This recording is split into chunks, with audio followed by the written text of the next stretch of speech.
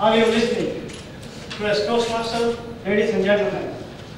Think about a time when you were watching your favorite TV program and bang, the picture disappeared from your screen.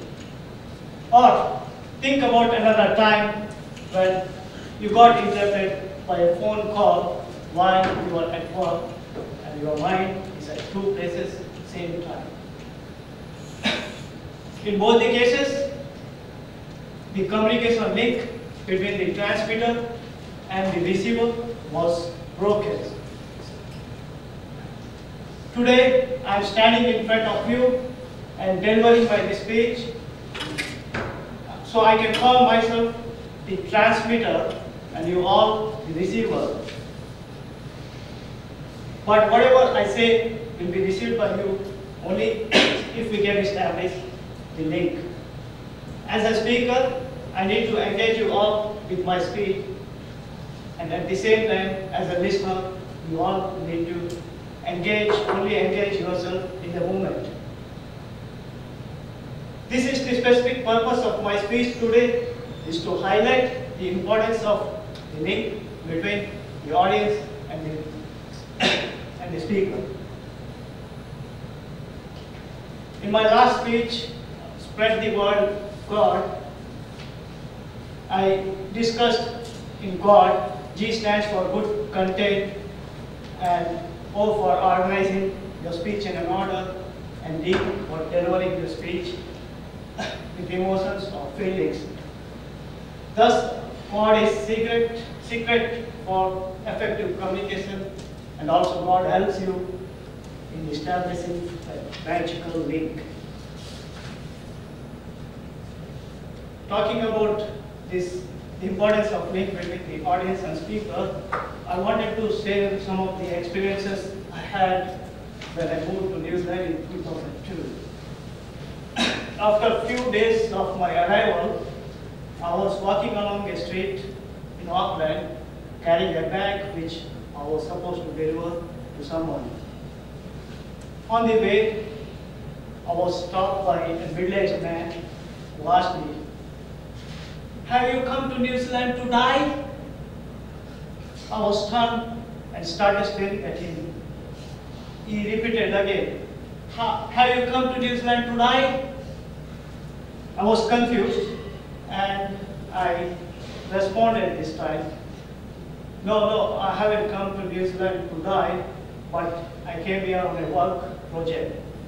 He laughed aloud and he clarified to me that he was actually asking whether I arrived in New Zealand that day.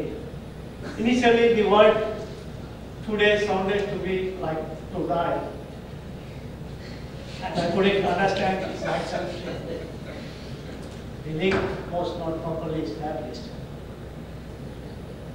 Later, I moved to Christchurch and I met a 60-year farmer who helped me finding my first rental property. Initially, we both found it difficult to understand each other's accent, but now we are good friends. Today, we are so fine-tuned that even before speaking, we can understand or anticipate what the other person is going to say. To get to the point, the link should be intact at both the ends for communication to work. I have another story from my days back in India. I used to have a best friend who used to live in my neighborhood, and we used to meet every day. Whenever I visit his house, I used to greet his mother, "Hello, auntie, how are you?"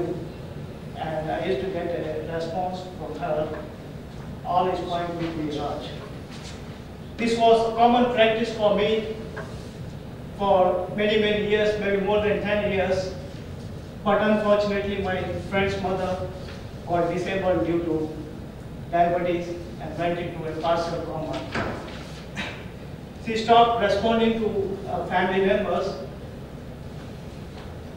But whenever I visited my friend's place and greet her in the usual way, "Hello, auntie, how are you?" she used to respond the same way, but this time in a dull, faded, weak voice. All is fine with me, Raj. My friend and his family wanted me to talk more and engage her with my talk. They even wanted me to ask some things on their behalf. But my conversation with her was limited to those few words. For some strange reason, the link between me and my friend's mother was still intact, even when she was in such a state. I have many more stories like this to share with you, and I know you all have similar stories.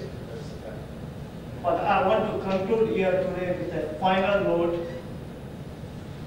We all joined Toastmaster to enhance our public speaking skills, but to be a good speaker, we need to be first good listener to appreciate the importance of the link between the speaker and the audience.